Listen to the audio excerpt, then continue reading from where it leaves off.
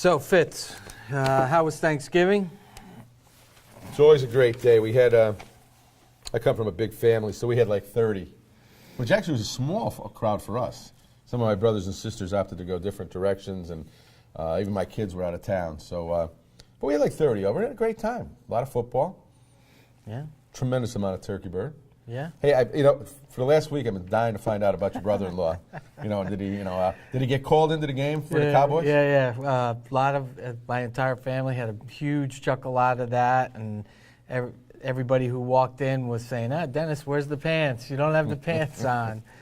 And we were able to get on them right away because the Cowboys didn't show up. They did not show up. Right? And I said this to one of my brothers. Sanchez continues to surprise me in terms of, I think he was a little bit of a game manager on Thursday. He didn't throw for a bunch of yards, but he didn't make any mistakes. And LaShawn McCoy. The score was a little bit lopsided, but Cowboys tried to make it competitive, but Romo didn't show up. And I'm a Jet fan, so I'll start with that. Oops. There's three of us out there, so I'm not going to get a big audience over that. But remember, I told you I'll still go to the game with you, and I won't worry about my fantasy team.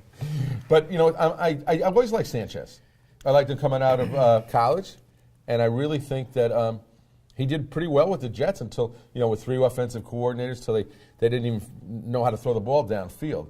But when the team was good, the two solid years he had, I thought the kid can play the game. I'm not at all surprised that he's doing good in this system. I'm not at all surprised. I think he's got control of himself. He can throw the ball when he has to, but this is a great system for him, and I think he's proven it. Yeah.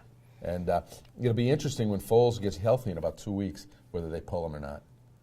I don't even know what they're going to do. I think I think Foles will go back in because he has the ability to throw the ball downfield a little bit farther than Sanchez. I mean, Sanchez likes that dink and dunk, and Kelly's offense allows for that. The backs are involved. The tight ends are involved. Foles is, he can get Macklin out there on the sideline deep, and I'm not sure Sanchez can do that. I don't think he can get it deep, but I actually think he's built for that program better. And Kelly may just sit there and say, you know what? He's exactly what I want in that slot. You could be right, but you would be missing in that offense the deep ball there. No question about that. Yeah. Well, with Thanksgiving gone now, we're really going to start tightening it up over the last 4 games of the season. Yeah. And there's some teams that appear to have a big lead, but really don't. We're talking about 2 of them. Philadelphia's only 1 game ahead of Dallas. They play Seattle. I think is it in Philly or is it in Dallas this week? I'm not even sure. It's in Philly. It's in Philly. But either way, Seattle I think will win the game. If Dallas wins on Thursday night, they're tied. I mean, but Philly has a tiebreaker. But they're still tied with 3 games to go. I think a lot of people feel Philly is away from them a little bit. They're really not. No. Well, because they make a big deal about the conference game and they beat them, and so that's like winning 2 games in a lot of people's minds, because that's the first tiebreaker. That is right. I think we had the same thing in Green Bay and Detroit, though. 1 game separates them. Green Bay looks like they're the best team in the NFL right now, but they've only got 1 game lead on Detroit. Green Bay look awful good against New England. And as good as Detroit looked against the Bears stink. I mean, that guy's got I know he's only been there a couple of years. I know he doesn't have a ton of talent on defense, but he's got some offensive play. And the thing was they kept saying we can't, when they didn't used to protect Cutler and he didn't have anybody to throw to. That's not the case anymore. Marshall and Alshon Jeffries are both guys who can go get it, and they're protecting him. Yeah. And he stinks. And they signed him for some big money a couple of years ago. Oh yeah, that's the issue. What do you do with him? Yeah. Who's taking him? You're not taking him. No, not even with the Jets. I'm not taking him. No, right. But you know what? Green Bay moved Matthews, from the outside linebacker inside, and it changed the whole defense. They're just so much more aggressive. He's almost shadowing whoever he wants to shadow, and he's just gotten meaner. They just look. I thought that was a little bit of a flaw on the team was the defense. I thought they could give up points, but I just think Green Bay, they really have taken it up another level. Yeah, and Rodgers is, he is just phenomenal. He's probably the best quarterback. When you think? Yeah, no question. And I know Brady had sort of a bad game. He had a bunch of drops in the game. But for sure, Rodgers is the If best. I'm starting a team next week, I'm going to start with Rodgers, though. The only thing about Matthews going to the middle, and I'm certainly not a defensive coordinator that I wonder about, is I think it takes unless you're in a blitzing offense, it takes away his speed from the defense a little bit. When he's on the outside, that guy's an animal. My only thought on that, I understand he's helped there for sure. Yeah. But They seem to roll better. yeah, no, without question, the defense is playing better, and that sort of, all they need is defense play a little bit good. Help me out with Atlanta and New Orleans. No way. 5-7. I don't know what you want me to help you with. It's going to be embarrassing one of those teams is getting in. I mean, it's. I don't see how Atlanta can in. If you look at the schedule, I don't think they have one easy game out of the 4. So I think New Orleans, if they win 2, they're going to go in at 7-9. And just to change a little bit of the thought pattern here, does the NFL want a 7-9 team? I know Seattle was in a couple years ago, and they've won the Super Bowl the following year. But does a 7? Don't you have to be at least 8-8? No, I mean, let another team in. That's The worst part about that is a wild card team with a better record is going to have to travel to them. That's ludicrous. I don't see either one of them getting to 500. No. I really don't. No. And they have to play each other once more, I believe. Here's the one caveat with those two. If I would not want to have to play one of those guys in the playoffs. Atlanta's line's getting better. They're protecting Ryan much better than they have in the past. And if Breeze is Breeze in one playoff game, you've got a chance to get beat against like you said, a 7-9 team. They could very well play Seattle. Seattle will kill them. They'll just kill them. Yeah, we'll see how Seattle finishes out the year, but Arizona I think is coming back. A little bit. I mean, without the quarterback, they're 9-3. They're a game ahead. They're coming back, and I think Seattle looks awful good right now. And Arizona, the switch for them was they went to the rushing game. Ellington, was sort of carrying them. He had an awful, awful game. I know because he was on my fantasy team this week. So another reason to watch football. Yeah, but he had, he had an awful game. They couldn't get anything going on the run, and Stanton's not gonna, he's not Carson Palmer. Is Denver, San Diego, or Kansas City? Are any of them any good? I still think Denver's good. I think their run defense, stops the run. They don't stop the pass very well. And, look, how do you stop him? Well, I know there's 4 games left, but he hasn't. If we're talking about Manning, I'm right now. They don't look they don't look that scary on offense right now to me. I don't know, Jim. I mean, he seems to find the guys that he needs to find when he needs to find them. I know they just won by they win by 1 point or something. I don't know. He's awful good. He is the best, and he probably do. But San Diego's to me, it's just they're just not that strong. And Kansas City that lost to Oakland just killed them. So, and in New England. That was ridiculous. Yeah. Kansas City losing to Oakland. Come on, that take them out of the playoffs.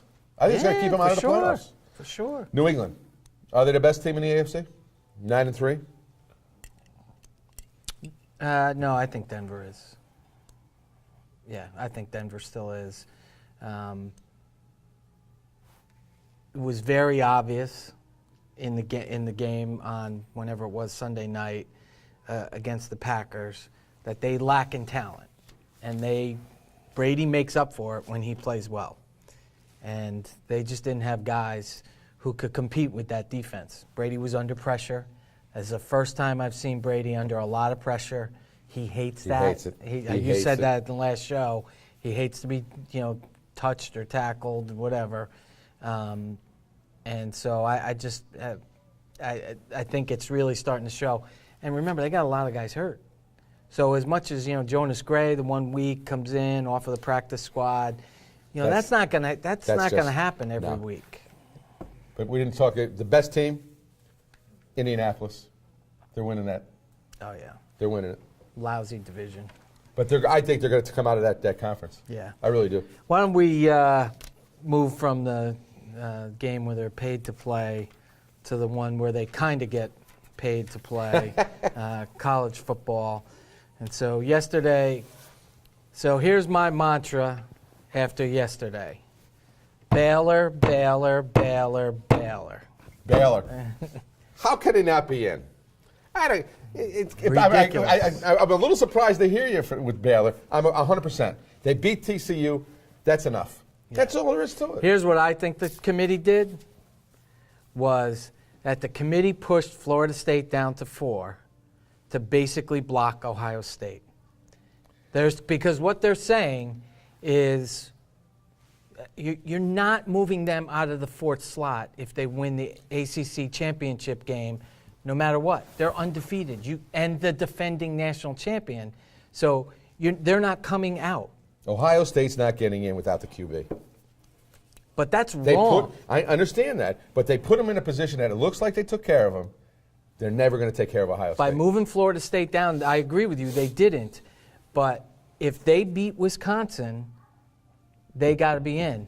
My counter, my sort of other opinion. Who goes out? TCU? TCU's got to go out. My other opinion, as it relates to the TCU thing, is if Baylor blows out Kansas State on Saturday, they got to replace TCU, or whatever. And they could easily because it's the same conference.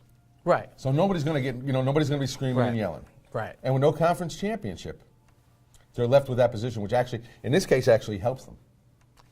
Right, because they play a nobody. Who do they play on? Who's that? TCU? TCU play on Saturday.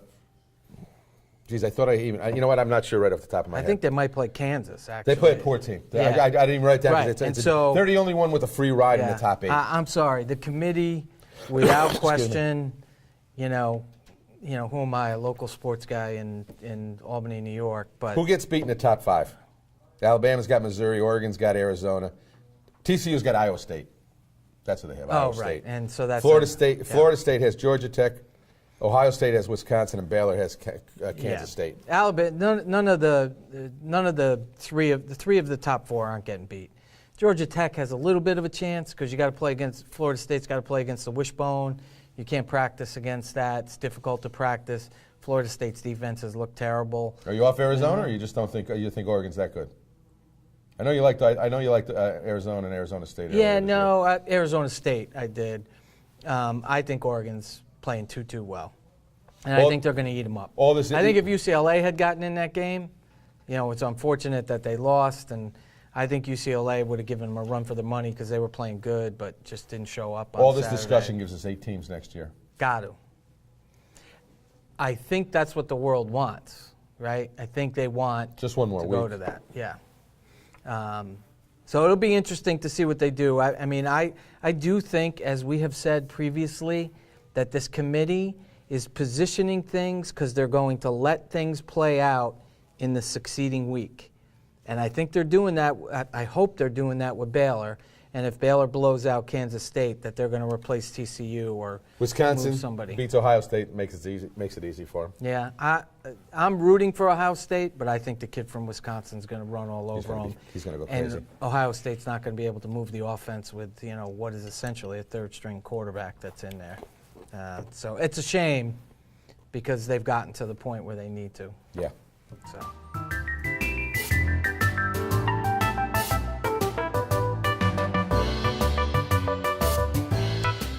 Fitz, let's why don't we spend a few minutes as we wind down the college football season, sort of talk to me about your opinions of the Heisman and who you think is going to be in the running, and maybe who's going to New York, so to speak. Well, I was looking over past Heisman winners. So Marcus Mariota has got to be the most scared kid in the planet about maybe winning that thing. I was looking it over the last 30, 40 years of all the quarterbacks that have won it. I mean, I went through the list and I said, oh my God, which one's worse? Oh, this one. Oh, this. It goes on and goes on. So I found 3 quarterbacks since 1970 that, so to speak, made it. All right? Yeah. Now we're talking almost 50 years, and I can only find 3. And one's questionable at that. I mean, Jim Plunkett. Yeah. Marginally good, but he's got a Super Bowl. Interestingly enough, he was better later in his NFL career than he was early in his NFL career. He was brutal. I Yeah. mean, and he got refound by Oakland. Yep. And then Carson Palmer might be the second best. And then there's Vinny Testaverde. That's the 3 best quarterbacks that have won Heisman Yeah, trophies. Gino Toretto didn't make the Oh, list. no, he didn't make my list. No. Bernie Kosar. Isn't that unbelievable, though? I mean, it's a kiss of death. A little bit, yeah. But there's That's interesting. Yeah. Yeah. And wide receivers, I was looking just as a throwaway note here. The last one to win it, I mean, it goes back is Tim Brown. And that's like 30-some years. He's the last. Desmond Howard also won it, but he won it for running back punts as much as anything. The interesting contrast there, if you look at some of the running backs that have won it, they mostly have been successful. The running backs have been. Right. So it's a guesswork on these QBs when it comes to even drafting. Well, and some of that is related to because they play in a system, the system's designed for them, and it's sort of like the good hitter in college baseball, right? When he's playing in college baseball, he's only facing the best pitcher sort of every other game, right? Because the 1s and the 2s in college are probably the best. The 3s, 4s, and 5s are not very good. They're probably not getting drafted. When he gets to the bigs, he's facing the top 6 from his conference every night of the week. So those quarterbacks, I think, is a little bit of that. Yeah, and so, but getting back to, Mariota's going to maybe one of the highest, in my opinion, percentage winners. I mean, because Gurley got hurt. He should never have come back after that suspension. Never should have come back. Now he's out. I think it's an ACL, but he would have been my pick easy. He was the best player in college football. Yeah. Going in, and the few games he played, he's just. And Barrett, the kid's hurt again. You can't. Yeah, no, you can't. But I was looking at Mariota. I mean, there was one stat that I loved. He's thrown 334 passes. That's a lot of passes. 2 intercepts. That's it. So he's throwing it to the right team. Yeah. Well, that's usually what you're instructed to do. Yeah, but you know what? When you get to the NFL, sometimes they go colorblind or something. I don't know. Yeah, I think he's hands down the candidate. I think the Gordon kid is going to get invited. The kid from Wisconsin. He'll definitely get invited. And I think he potentially is going to finish second, again, because Gurley's got hurt and there isn't much. I think the Gordon kid depends on the Ohio State game a little bit. I think he's got to perform in a big game. But they've got to bring somebody to New York. Yeah. So he comes. Yeah, and I think it's going to be Mariota, Gordon, Boykin third, and the wide receiver from Alabama, Cooper. Adrian Cooper. Yeah. Cooper's probably better than he performs, but he doesn't have a quarterback that can get him the ball. He's going to get a nice contract to sign. Yeah. When they start going for he's very analogous to one of his alumni, Julio Jones, and he happens to wear his number, I believe. Yeah. Well, I didn't know that, but he's going to make some money. But you can't give it to him. He's just not. It's not a player that's even. No, and there's too much game management by Saban, and they don't throw the ball enough. But he's got some real skills. Yeah. Mariota's got 47 touchdowns. Yeah. 36 through the air. Yeah. He's far and away, no contest. So I think those, we'll see. We'll have another show before that. It'll be interesting to talk about with some of these conference games, how these guys do, and see what happens. He'd have to fall off the earth. Yeah. He'd have to fall off the earth.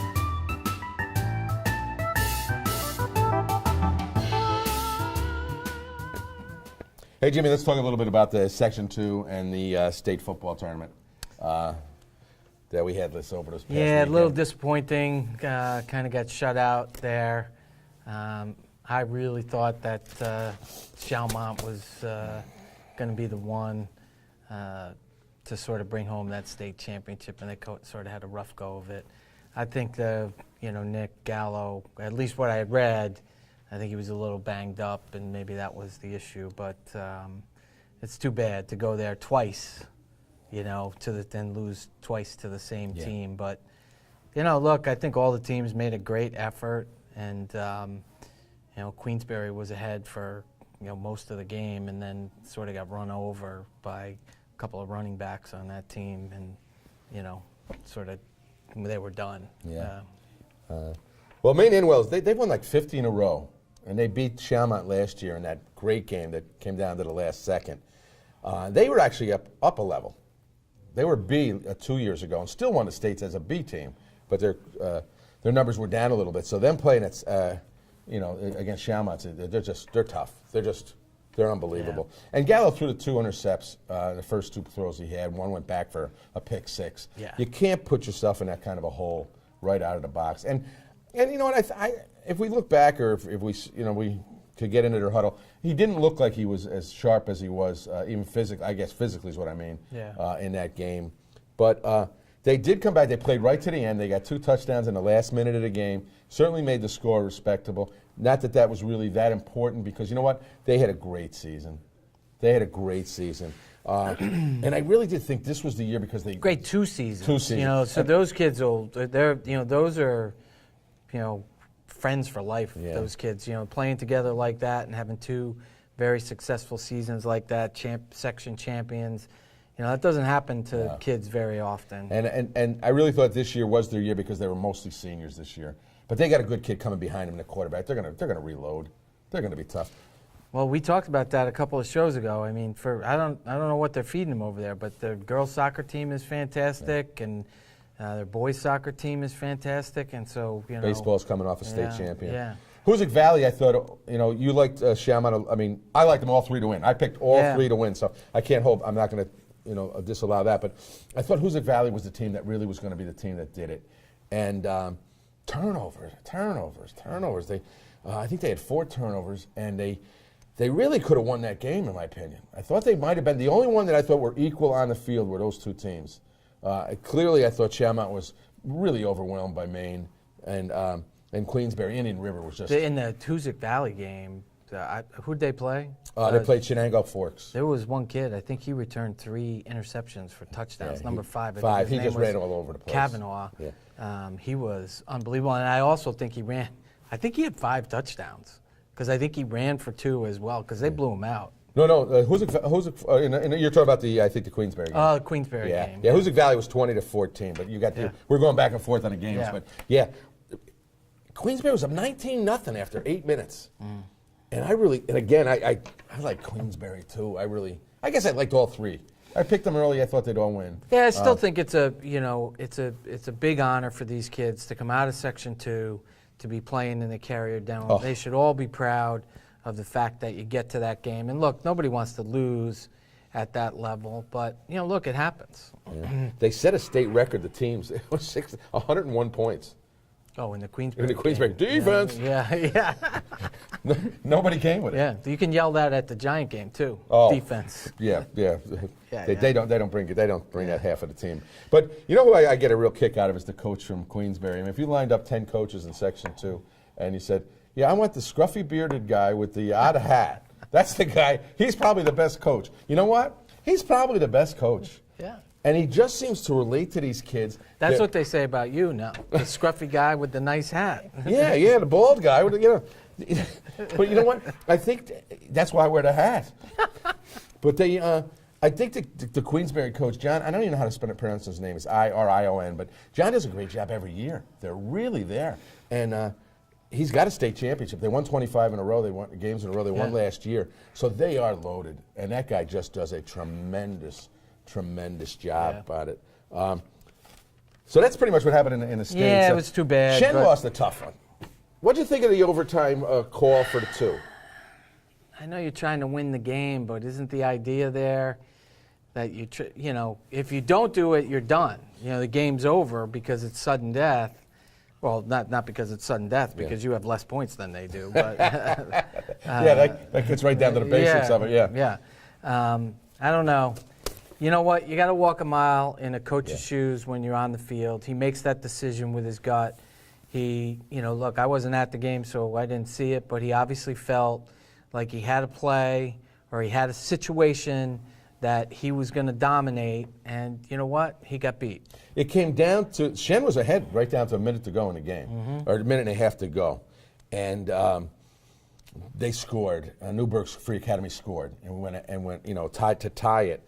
And Newburgh went right down. First play if they started at the 20 in overtime. Newburgh went first play, boom, 20. Shen goes down. They score quick.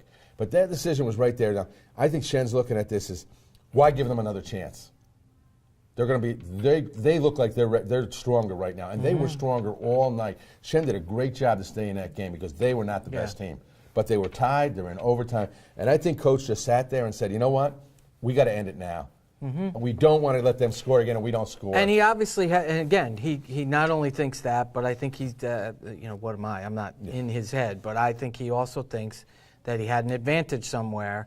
And if I'm going to do it, to your point, I'm going to do it now, because if I give him the ball back, and then they had scored. So this came down to just a 2-point conversion.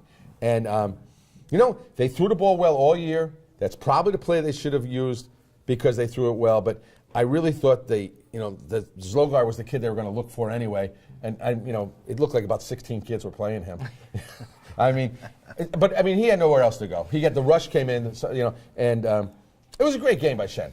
Yeah. They're one play away from making the States, and 4 teams from Section 2 We talked get there, about it, again, right. For a team like that in that division, AA, to come from this region.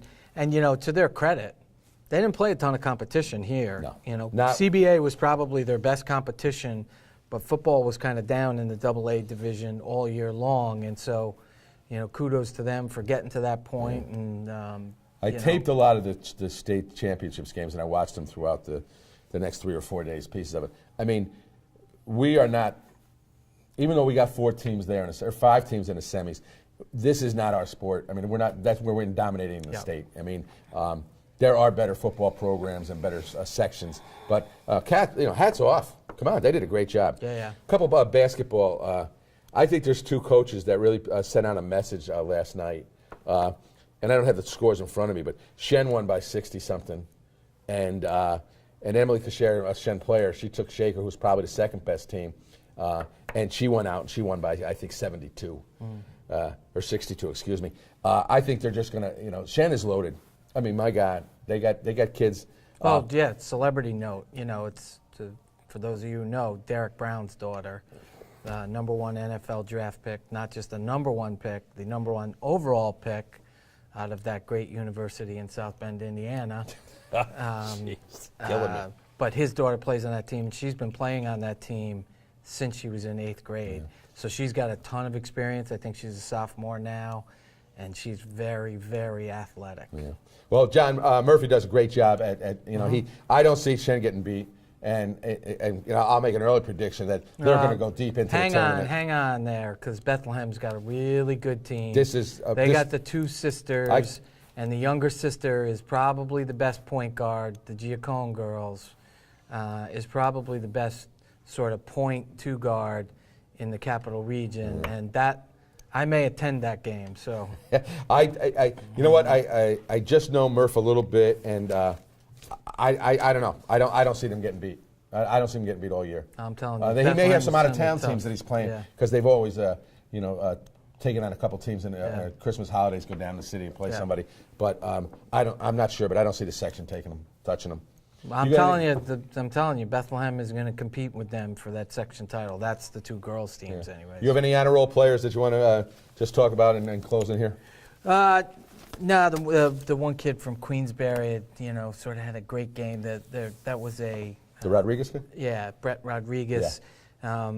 My understanding was it was a tandem, sort of 2 running backs, and one of the running backs got hurt like in the second play or something like that, and Rodriguez had a great game. I think he had over 200 yards, and he scored 3 times and sort of kept them in the game until the end, so it was sort of a shame. You don't want to say one player makes that big a difference, but that the kid that got hurt, that did affect it. But Rodriguez did run crazy. Yeah.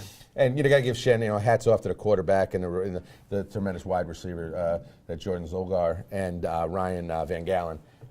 They set all kinds of section records. The kids can play. And you know what? You got to give Nicky Gallo tap on the back too, because 2 years in a row, take him to the state championship game, and if he was a little bit banged up, kudos to him for sort of sticking it out there.